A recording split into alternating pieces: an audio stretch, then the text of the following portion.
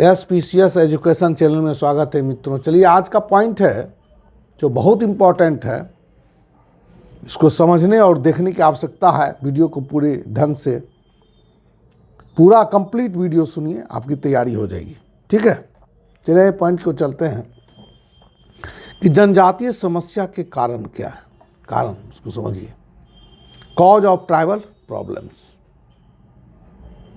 या cause of problems in tribal society. जनजातीय और संस्कृति संपर्क, ऐसे भी क्वेश्चन हो जाता है। जनजातीय समाज में व्याप्त सभी प्रकार की समस्याओं के पीछे एकमात्र कारण संस्कृति संपर्क को माना जाता है, जिसे निम्नलिखित रूप में स्पष्ट किया जा सकता है ना। पहला ईसाईकरण, दूसरा अंग्रेजी शिक्षा का प्रभाव, तीसरा है औद्योगिकरण एवं नगरीकरण, चौथा है बाह्य समूहों द्वारा शोषण, पांचवा है भौगोलिक पृथक्करण, जोग्राफिकल आइसोलेशन या अलगाव की स्थिति या दुर्गम क्षेत्रों में निवास स्थान। बात एक ही है। छठा है नई प्रशासनिक व्यवस्था, नई राजनीतिक व्यवस्था, आठवां है नई सामाजिक सांस्कृतिक व्यवस्था, न्यू सोशियो कल्चरल अरेंजमेंट यानी युवागिरी का पतन, ये भी लिख सकते हैं। नौवां है वनों का राष्ट्रीयकरण या वन नीति।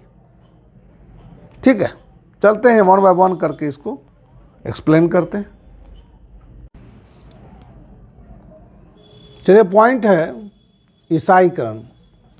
ब्रिटिश शासनकाल के दौरान ईसाई मिशनरियों के हस्तक्षेप से जनजातियों में निम्नलिखित समस्याएं उत्पन्न हो गई: धर्म परिवर्तन की समस्या और सामाजिक सांस्कृतिक विघटन एवं अन्य। ईसाई मिशनरियों ने जनजातियों के गरीबी एवं अज्ञानता का लाभ उठाकर एवं उसके रीति रिवाजों तथा संस्कृति की आलोचना कर उसके मन में अपनी ही संस्कृति के प्रति हीन एवं उदासीनता की भावना उत्पन्न करके उसे ईसाई धर्म को अपनाने के लिए प्रोत्साहित किया जाने लगा,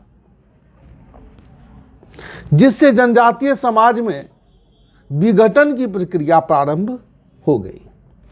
परिणाम स्वरूप उनके अपने ही समाजों में एक ऐसे वर्ग विशेष की रचना हो गई जो अपने ही महान पारंपरिक संस्कृति को घृणा की दृष्टि से देखने लगे। अगला पॉइंट है अंग्रेजी शिक्षा का प्रभाव।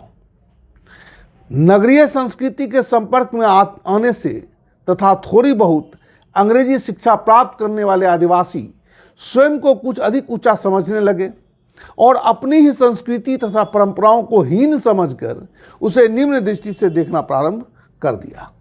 इतना ही नहीं, अपने आधे अधूरे ज्ञान के आधार पर ये अपने गांव में जाकर अपने महान परंपरागत सामाजिक सांस्कृतिक विरासत युवागिरी के विरुद्ध प्रचार प्रसार कर उसके छवि को खराब कर रहे हैं।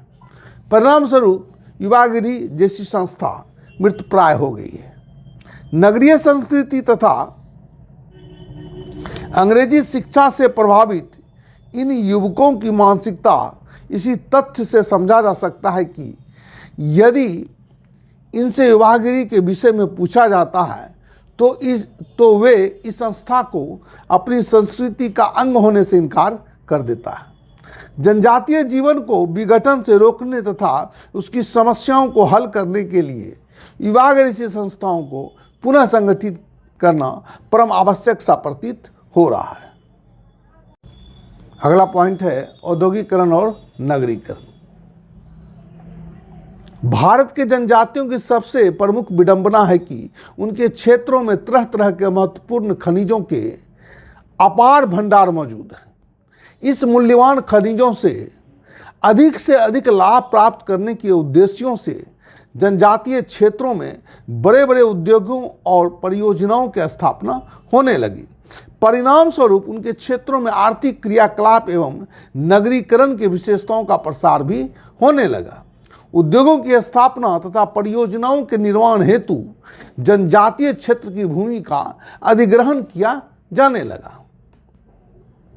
उनके कृषि योग्य भूमि का अधिग्रहण होने से उनमें बेरोजगारी जैसी समस्या के साथ साथ पुनर्वास जैसी विकट समस्या उत्पन्न हो गई।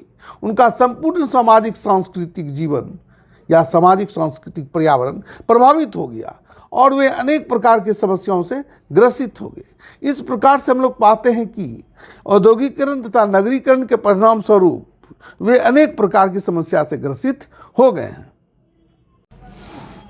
अगला पॉइंट है बाह्य समूहों द्वारा शोषण। जनजातीय क्षेत्रों में औद्योगिकरण तथा नगरीकरण की प्रक्रिया के परिणाम स्वरूप उनके क्षेत्रों में आर्थिक क्रियाकलाप एवं नगरीकरण की विशेषताओं का भी प्रसार होने लगा।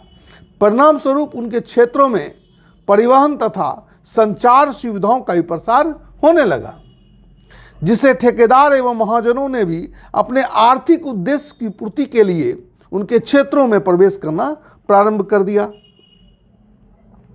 ठेकेदार, महाजन, पुलिस और वन अधिकारी सभी ने अपने अपने स्वार्थ की पूर्ति के लिए इन भोले भाले जनजातीय लोगों का अनेक प्रकार से शोषण एवं दोहन करने लगे।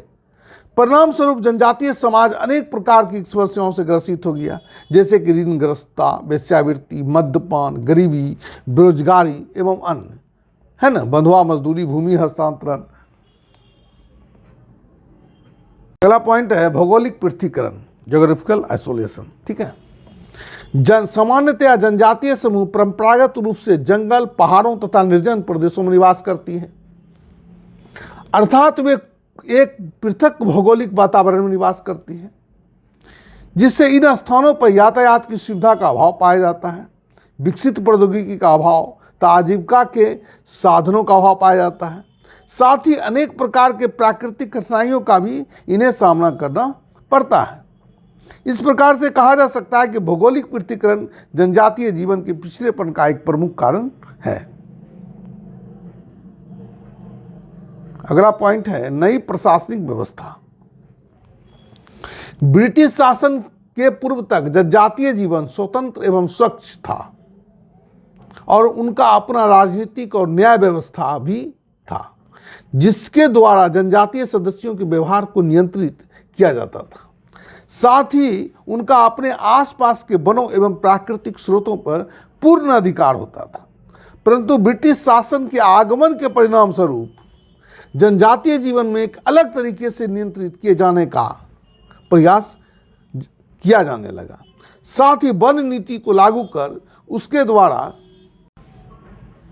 वन संपत्ति के उपयोग तथा स्थानांतरित कृषि पर भी रोक लगाई गई।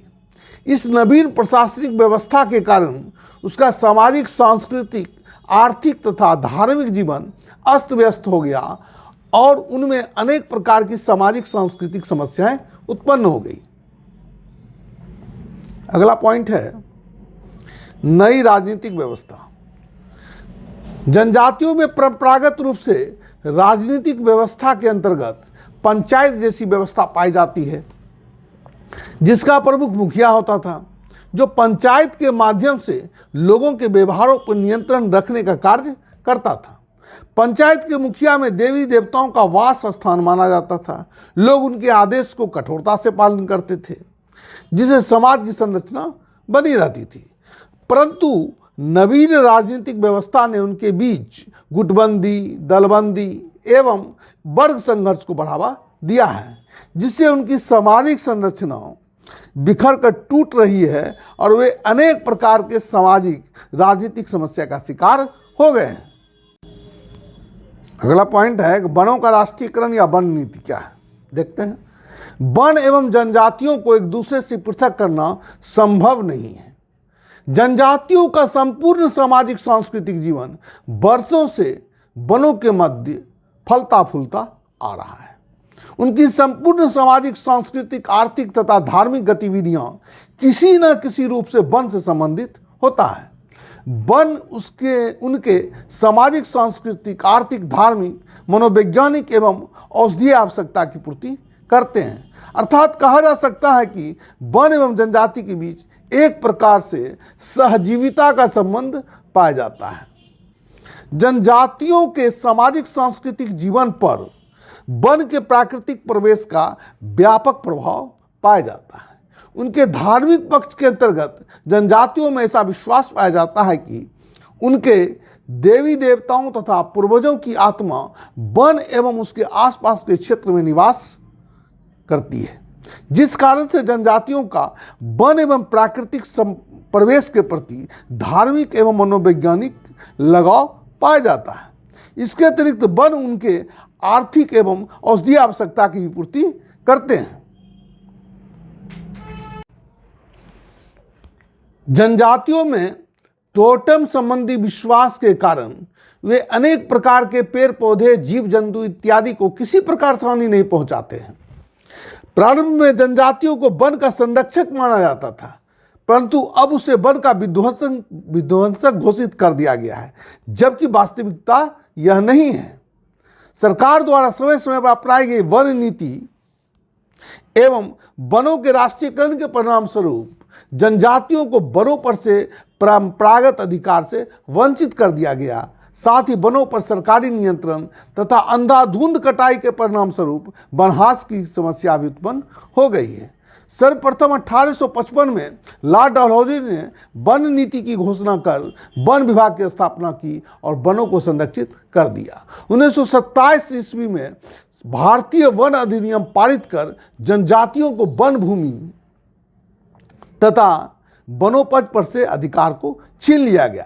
इस प्रकार से वन नीति ने जनजातियों के सामने अनेक प्रकार के आर्थिक एवं सांस्कृतिक समस्या खड़ी कर दी।